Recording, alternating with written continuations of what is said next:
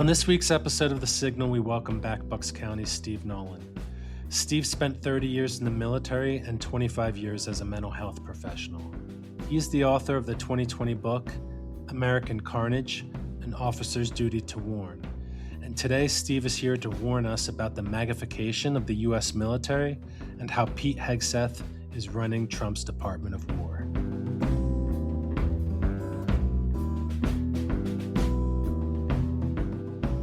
Hi, Steve. Welcome back to The Signal. Hi, Cyril. It's good to be back. One thing that you've written about is President Trump, Pete Hegseth's, and the kind of larger MAGA movement's relationship with the military and their attempt to almost transform military culture. To start today's discussion off, could you just talk a little bit about that and what you've been seeing this first year of Trump's second term? Yeah, I mean, you hardly know where to begin, and in a sense, it's not a surprise because they did telegraph all of this with Project 2025. But it's hard to explain how shocking it really is to see it unfolding in real life. And it keeps reminding me of 1930s Germany, where maybe it's so shocking nobody knows what to do. You know, that old deer in the headlight thing. So, let me start with Hegseth himself, and this would go for Tulsi Gabbard as well, is that they are just so obscenely unqualified for the positions. And just to give you one frame of reference, I'm more qualified than both of those individuals, literally. If you looked at my career on paper, much more qualified than either one of them. In fact, neither one of them was ever fully in the military culture full time. They were both guardsmen. But I could never be approved as Secretary of Defense. I have never managed those levels of budgets and personnel and all that. So right off the bat, we have two huge problems. One is this first extremely pathological president, but you also have a Congress that just unprecedentedly threw everything out the window, and people that they would never, ever consider for these positions, they confirmed. And didn't even ask themselves the bigger question. So the smaller question would be, Hegseth has no experience necessary for this job. And he also has a pretty shady record as far as it looks like he's got a drinking problem and he's assaulted women and things like this. And those things alone usually would kill people. But they missed the bigger question, which is, what is the mindset of the person that would appoint these people, knowing that just their appointment alone would degrade our military and our national security immediately? And we could get into Signal Gate, before like the Caribbean, because right off the bat, we had one huge scandal and could have really affected national security. Six members of Congress, six Democratic members of Congress, recorded and released a video on November 25th informing, or you might say reminding, troops that they could refuse illegal orders. Now, this predictably caused Trump to lash out, calling it seditious behavior, punishable by death, and said that the Democratic lawmakers should be arrested and tried. In fact, the FBI is investigating the group, which includes Pennsylvania Congress members Chris Deluzio and Chrissy Houlihan. Why did this cause such a firestorm? I mean, it's not controversial or it's not new that the military members, have the right and ought to refuse illegal orders. Well, it all goes back to the same thing. And, for anybody that's listening to this and has never heard me speak before, they wouldn't know this, but you'll have to take my word for it, is I've never made comparisons until more recently to 1930s Germany and to Adolf Hitler. And to see like all of your segments of society, including courts and including, senators and congressmen, everybody just bow down to one ego and one personality and one man rule, a cult of personality. So you have people just stating the obvious, which is everyone in the military must obey the law. And they actually are quoting from the UCMJ, the Uniform Code of Military Justice, which is not just that you have the right to refuse an illegal order. You are obligated to refuse an illegal order. So all these people did was remind people that that's one of their duties, and this one personality turns it into a crime. But not just, the old Donald that would have gone after you and attacked you and had some slurs. He had to take it to the next level, which is they deserve the death penalty for telling people to obey the law. So, it gets Orwellian at this point. It's just so abnormal that I will keep going back. Um, it's impossible not to keep going back to this just one basic truth. It's the cause of everything, which is, for the first time in American history, we have a president who's mentally unfit for command, and not only unfit for command, but unfit to hold the lowest rank within the military. And I know I've told you before that I would urge anyone in the country, or in the world really, to break out their DSM, the Diagnostic and Statistical Manual of Mental Disorders, and you can read the criteria for antisocial narcissistic personality disorder, and you'll be shocked that Trump meets all the criteria except one in antisocial, which is a juvenile record of conduct disorder before the age of 15. And we just don't know anything about his record then. But really, to simplify it, it's really this simple. If we have somebody, a young troop in the military, and they deviate markedly from generally accepted behavior and thinking, for instance, wanting somebody to get the death penalty for reminding people of the law, then we recognize that there's something seriously wrong with them.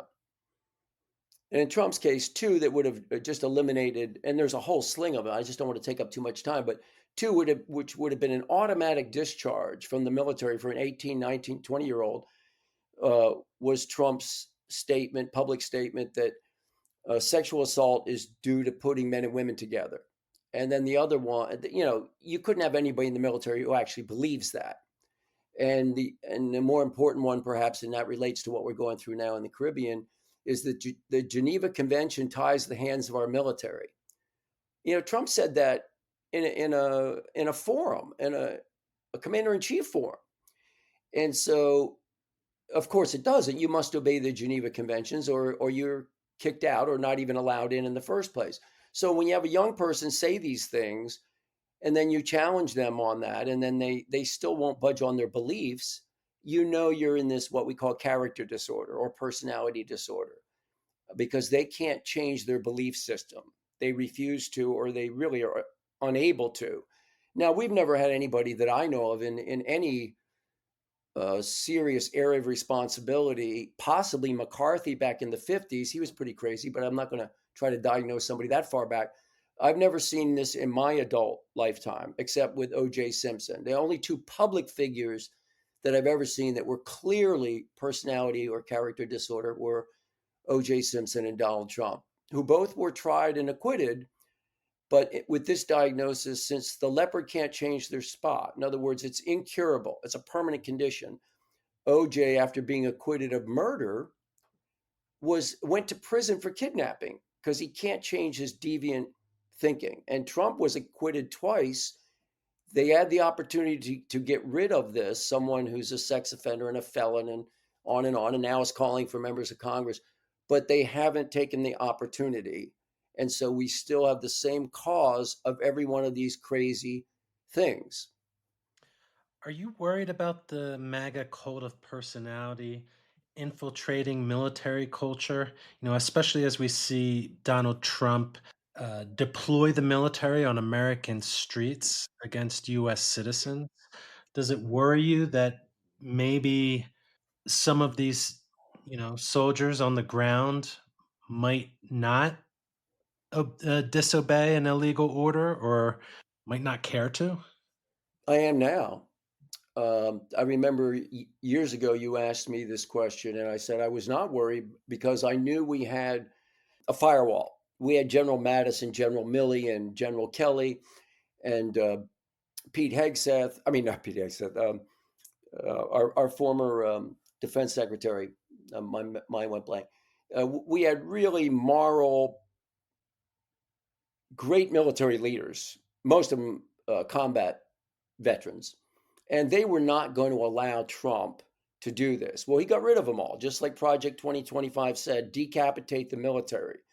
Um, and so, yes, I'm very afraid of it. Either what we've just seen dramatically, which was remove this one four-star admiral, Woolsey, who was, he was again this moral bulwark against all of this atrocity, or at least thought of atrocities, and he challenged it apparently, and Hegseth got rid of him. And but I started to worry about it a while back when Trump started to address our troops, and he would show up at rallies, and he's wearing a MAGA cap, which right off the bat you are trying to brainwash the troops that you're talking to, because at least a third of them would be Democrats, for instance. And basically, he's sending a symbol that this is the party with the MAGA hat on that you need to belong to. So, yes, I'm very concerned. I wasn't before, but I am now, that this whole MAGA mentality can infiltrate the military. And J.D. Vance, also another anti constitutional agenda of Project 2025 and infiltrating the military, and I'm afraid of, is the Christian nationalism.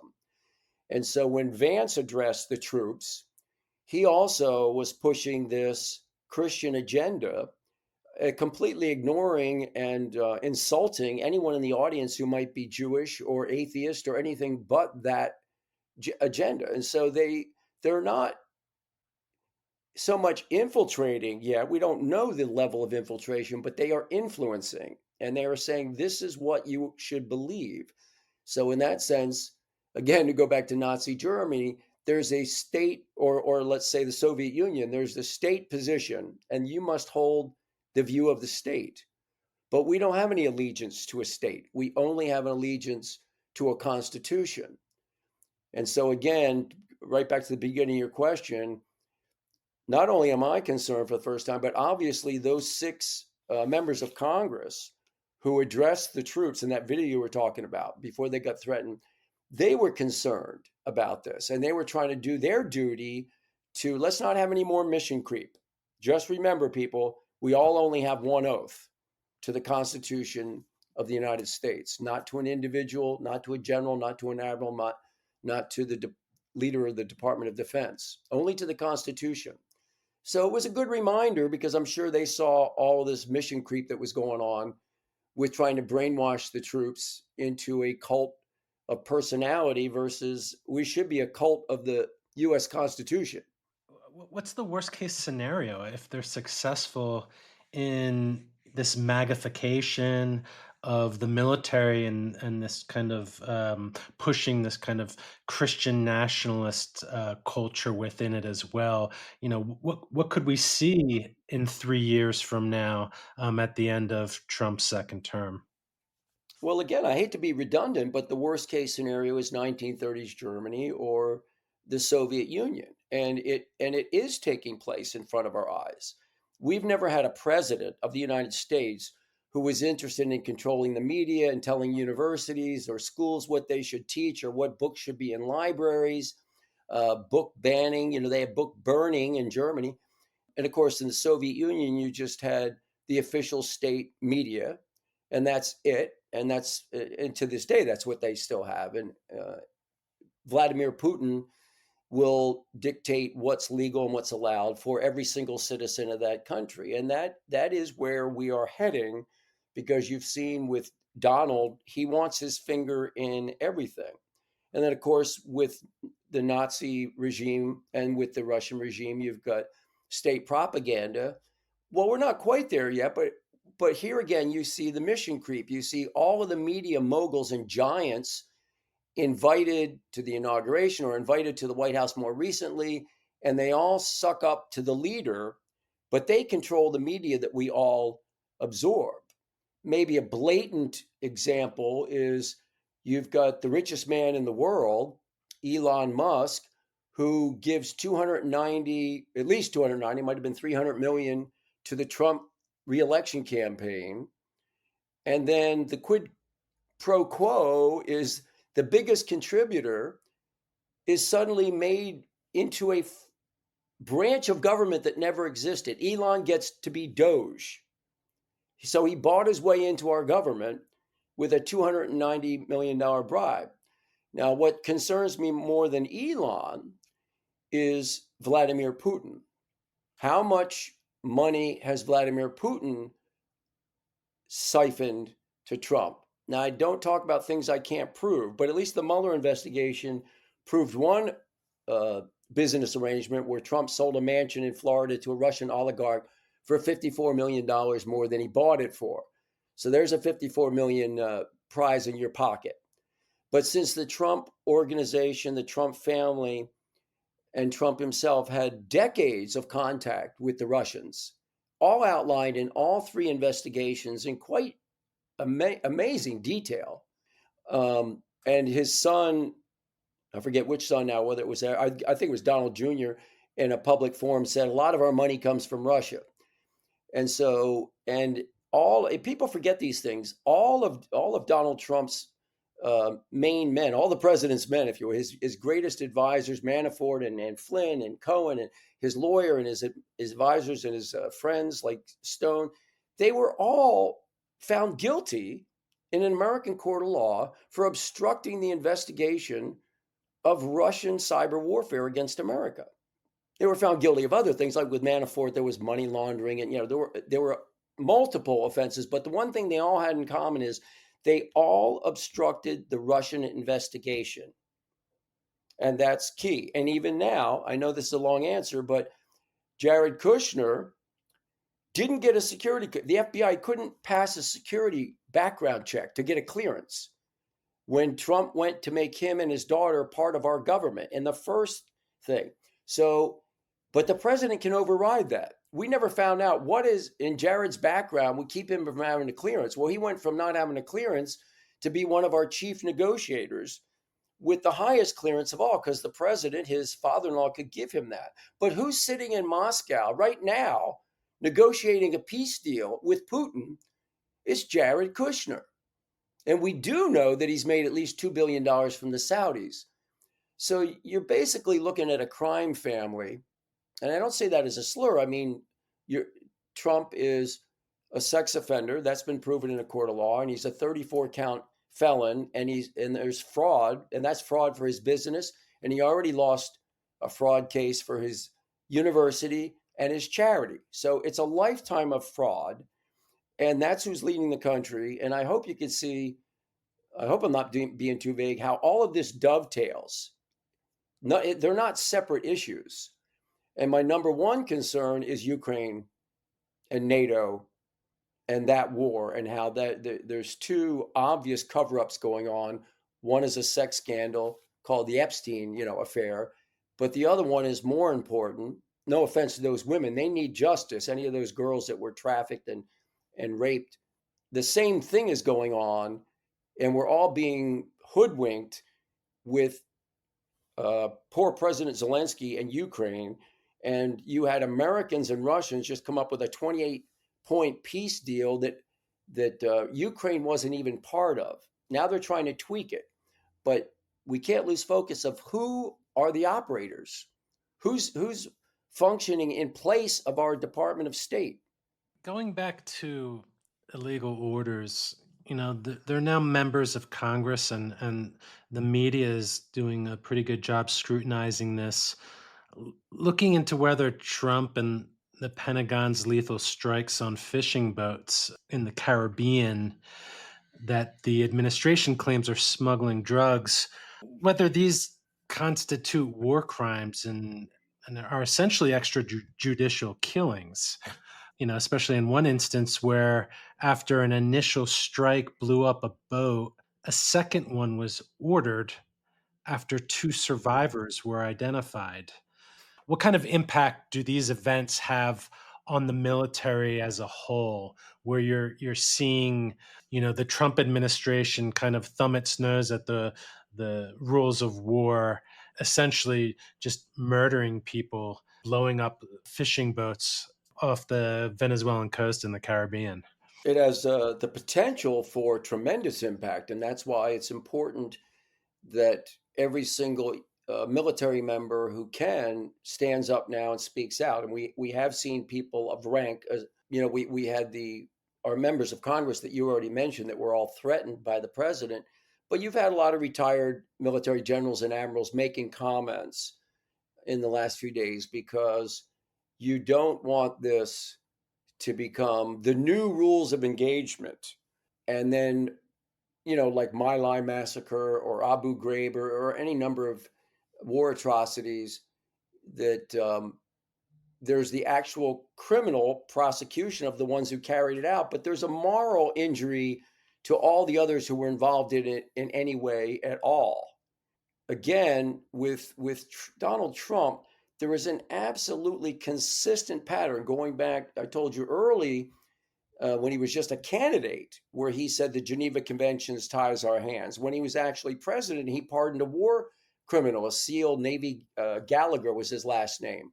But he never stops there. Trump is this con man, salesman, so he wouldn't be satisfied with a pardon. So he reverses his courts martial. He invites the kid to Mar-a-Lago and hails the individual as a hero. Someone who's a war criminal is now a hero. There's a natural progression of all of this. Hegseth is so incompetent that I don't even have a private or a corporal whoever could have made the comment. I don't know if you saw Hegseth say when all this smoke came up with the first tap, the first strike of the fishing vessel or the cocaine loaded fishing vessel. Hegseth says on camera to the nation, there was a lot of smoke, and that's what's called the fog of war. Did you hear that? That's so asinine. I don't even expect civilians to think that that's a definition of the fog of war. The fog of war has to do with collateral damage and friendly fire or any number of things that can go wrong in actual combat that weren't intentional, but they happen anyway because you have so many moving parts. And they may not be deliberate war crimes. That's why it's the fog of war. This statement was so ludicrous that it just proves the amateur hour. Again, you've got someone, you've got Gomer Pyle in charge of the entire military. It's just ludicrous, and they give themselves away all the time. But Trump has to take it to another level, which is those that are defending now the rule of law, international law, and military justice. They're the criminals.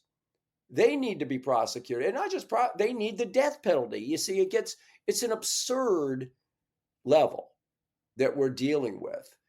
But they also, just like Signalgate, you see them lying. You see your president and your Department of Defense chiefs lying to you about what happened and making up their own definitions.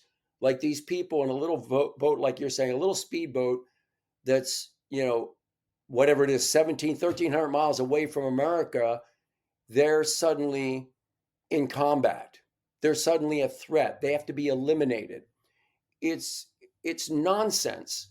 But the propaganda, and this is right out of Nazi propaganda, repetition is important. So you keep repeating it. And Trump has great success with this.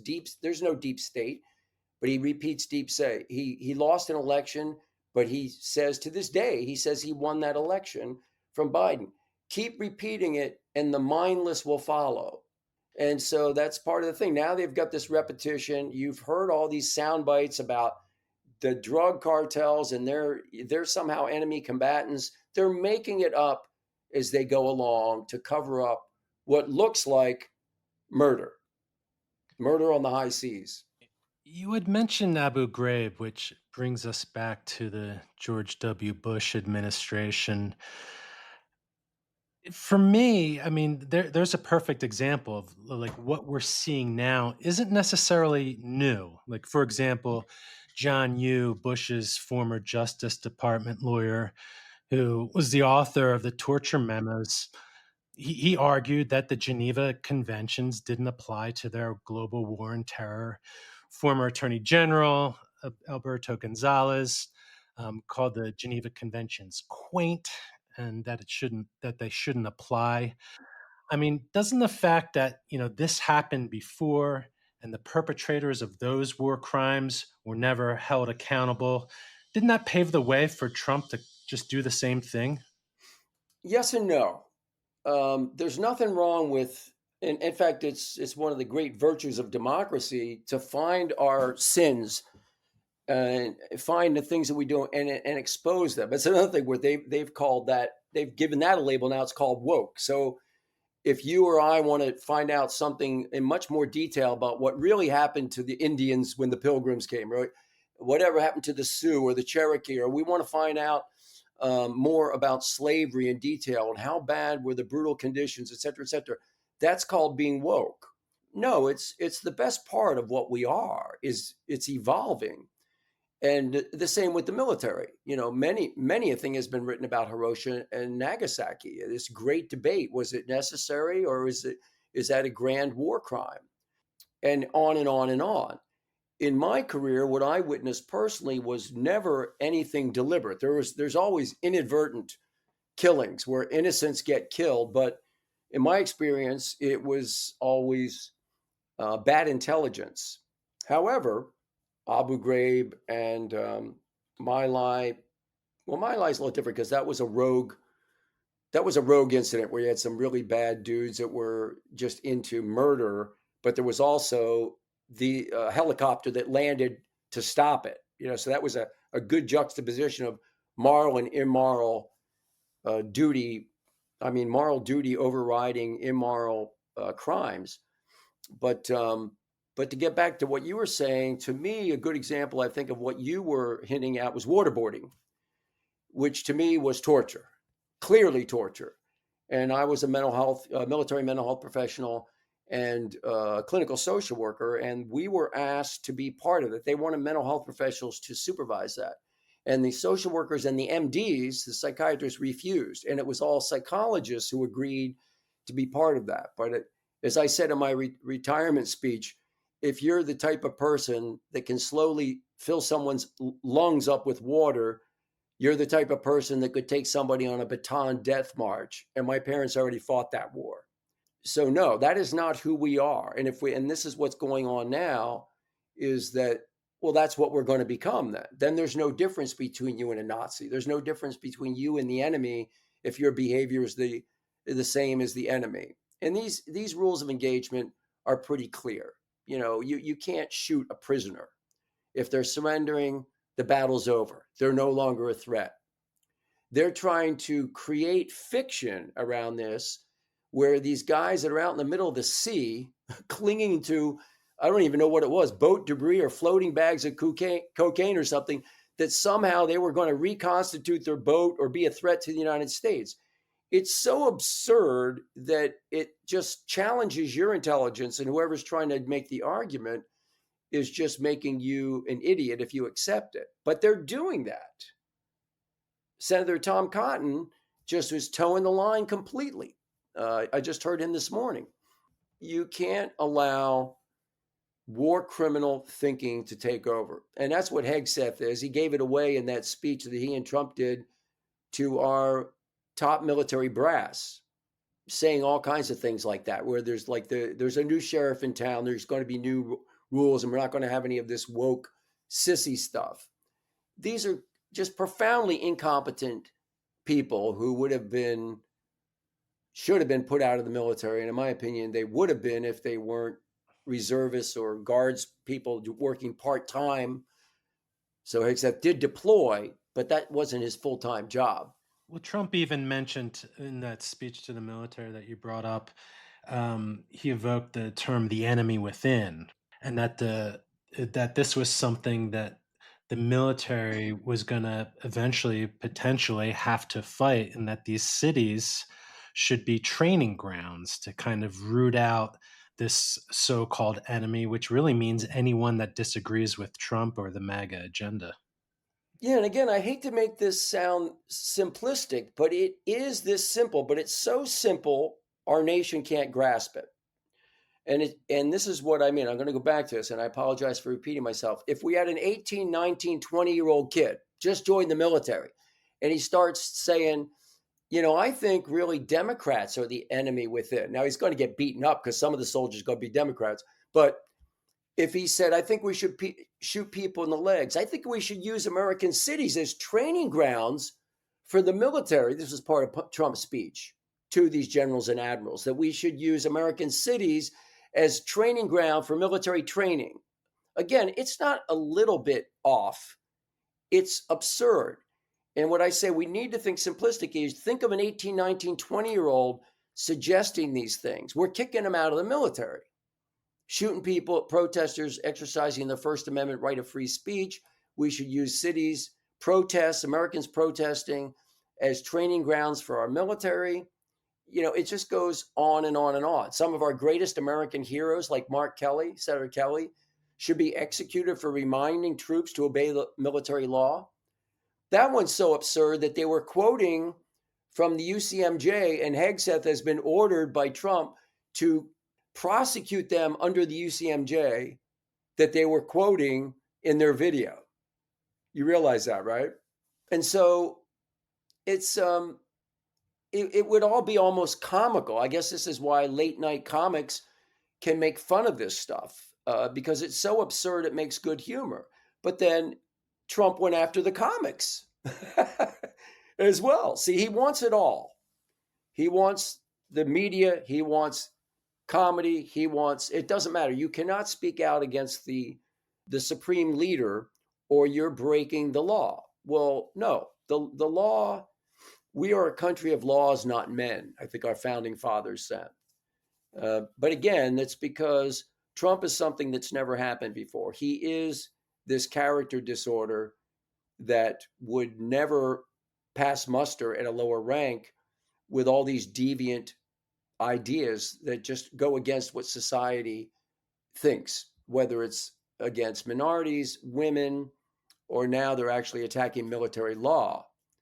But he wants to win and brainwash people into his way of thinking on anything at all, from the trivial, which is he's going to tear down part of the White House and rebuild it to his liking, or whether it's incredibly serious, that Vladimir Putin is a genius for invading Ukraine, and that Zelensky is the dictator. These aren't my quotes, these are Donald Trump's words. And that Zelensky started the war. That's a recent Donald Trump quote. Again, these things aren't slightly abnormal. They are completely off the scale abnormal and untrue. And so, again, one of the simple ways to look at character disorder is pathological lying. And so you can't be a liar and keep any job, really, in America. And you can't be a private or a corporal and lie to your sergeant, lieutenant all the time and keep your job. But Trump lies constantly. There isn't a speech I've ever seen him make. It's impossible. It's like breathing to him. He cannot tell the truth. But that's the same as saying that none of us matter, only he matters. Only his thinking matters. And there's no bottom. Like with Hitler, there is no bottom now. So anything is possible with him. As we look ahead to 2026, it looks likely that the Democrats will take back the House, but the Senate seems like a long shot. Maybe not completely out of the realm of possibility, given how poorly Republicans seem to be performing after this past election and special election. Doesn't that mean we're going to have to ride this out until 2028? Well, I hope not. I'm going to say very little about elections because that's not my area of expertise. My area is not politics; it's military and mental health. I'm hoping, maybe hoping against hope, that these people, and I mean our senators and representatives, get a backbone or get a conscience, or realize at some point it's all gone too far. The Epstein case seemed to be bringing that out. I wish it was Ukraine, because it's the more serious thing, but I'll take whatever. They know there's a cover up. It's absurd what's been going on, that we don't have more information, and that everyone, all the actions, Assistant Attorney General going to visit this prisoner and putting her into a less restrictive prison, and every action is, like everything with Trump, unprecedented from any other president. But our representatives know that these things are wrong. Ukraine, it's all really the same. They seem like different issues, but because this is a diagnosis and not just a corrupt president. We've had corruption before. Richard Nixon was corrupt, but he wasn't mentally ill. He couldn't fall in love with the Russians or Kim Jong Un or a Saudi prince who murdered somebody and have the president just thrilled to be in his presence, grab his hands and say, "I don't care where these hands have been." It's a very key sentence because he doesn't care where Putin's hands has been either, or the leader of North Korea. He's just glad to be in the fraternity. And now he's like a pledge, somebody, a pledger trying to join a fraternity. I think the test to get in is killing. And now Trump has done that in the Caribbean with answers that make no sense, but they're the answers of the Russians and the Saudis they give to things as they make up their own fiction.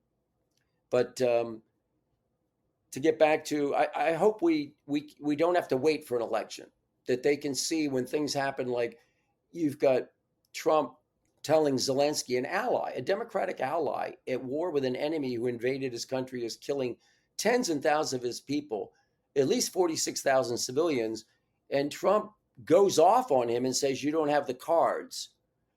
Try to imagine FDR telling Churchill, "You don't have the cards," which he didn't have the cards. That Hitler was formidable, had already taken all of Europe, was bombing, blitzing London, like Putin is formidable. And you don't say to Churchill, you don't say to Zelensky, "You don't have the cards." You give them the cards they need to win.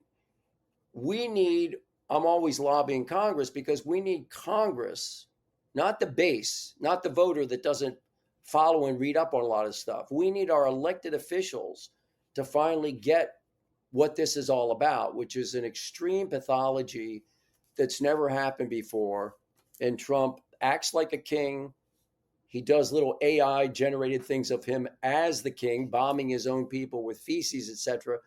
It's all part of a very deviant mentality. But it's all completely consistent. But if we're being honest, though, like Congress will not act. Like the only way that happens is if the Democrats gain control of the House and the Senate, and we might get control of the House. It's unlikely that we'll get control of the Senate. And with the loyalty that the Trump demands from his party, and the fact that they've purged anyone that's dared cross him, whether it's Liz Cheney, who is one of the most conservative members of Congress, Adam Kinzinger, or even Marjorie Taylor Greene, who crossed the president one time on the Epstein files, is now persona non grata. So I think, if we're being honest with ourselves, I think it's very, very, very unlikely that Congress will actually act on what you're talking about. Yeah, well, if I was a betting man, I would put money on what you just said versus what I'm going to say. But I guess I'm just the eternal optimist, is that I think that we can't wait that long. He is changing the culture. And so we need that moment that Senator McCarthy finally faced, which is, have you no decency, sir?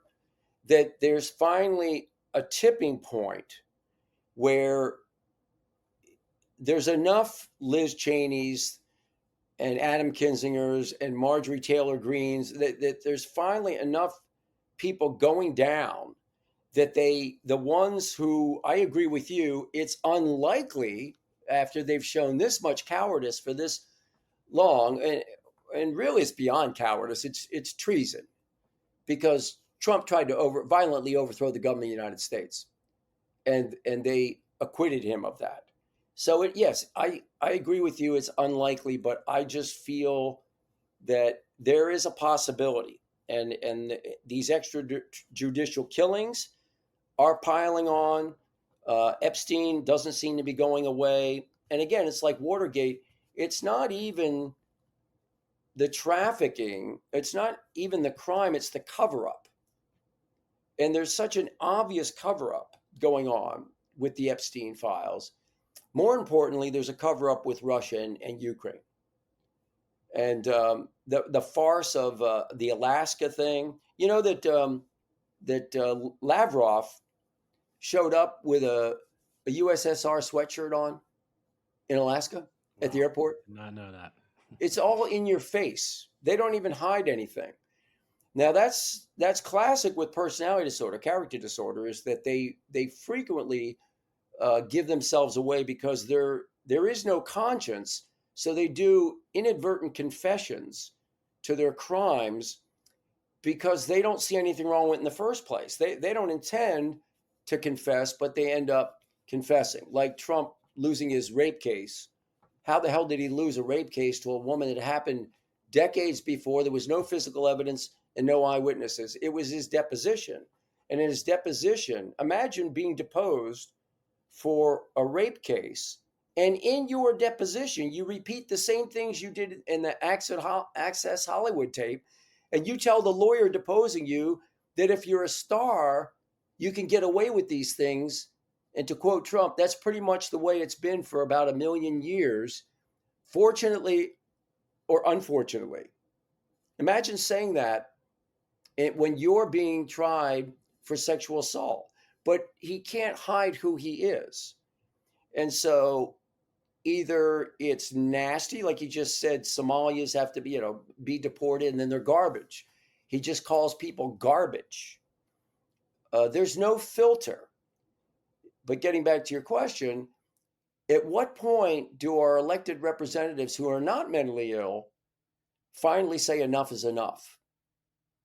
And I guess if we look at recent history, it's not going to happen. But, I said the Iron Curtain would never fall in my lifetime. So I do believe in quantum leaps, that things can pile up and look pretty bad or even maybe get bad before they get better. But it finally is the breaking point for people because he's breaking our country. He's breaking our society. He's breaking our democracy. Right now, they're working on the military because he knows if he gets control of the military, he never has to leave. Steve, thanks so much for coming on. I want to point listeners to your book, American Carnage, An Officer's Duty to Warn. That is a great resource to learn more about what Steve's been talking about with regards to President Trump and narcissistic and antisocial personality disorders. We're also going to link to previous interviews that Steve and I had in the past that go into more detail about this, so that you can listen to that as well and then share that with your friends, family, and neighbors. But Steve, thanks again for coming on The Signal. Yeah, well, thanks for having me, and thanks for mentioning the book because I may have written the book years ago, but I was looking at it recently because some people were saying you need to write a second book, and I don't really need to. If you read the book and you see what I outline and the scores and scores of examples of the things Trump has done that you may have forgotten about, and then you realize that there isn't any other president from George Washington till now that would ever conceive of any of these things, that it's so overwhelming that you need to come back to this simple explanation, which is what's going on, is that you have your first mentally ill president, but because this particular mental illness is so unknown and they can pass as normal, especially if they're a billionaire, a lot of people think money means competence. Well, they could be competent like Hitler or Stalin or Fidel Castro was competent, but there's nothing there morally. And so it's important to understand the difference here while we all still have the power to do something about it. And if nothing else, it will be in the voting booth if our Congress doesn't save us ahead of time. Well, thanks again, Steve, and we hope to have you back again soon. Well, thanks again, and keep up the good work that you do with the Beacon. They say the pen is mightier than the sword, so keep up all this information versus disinformation and misinformation, because it's part of the battle. This has been The Signal, a podcast by the Bucks County Beacon. I'm Cyril Migaleko, editor-in-chief and host. For more progressive news, analysis, and opinion from Bucks County and beyond, go to www.buckscountybeacon.com.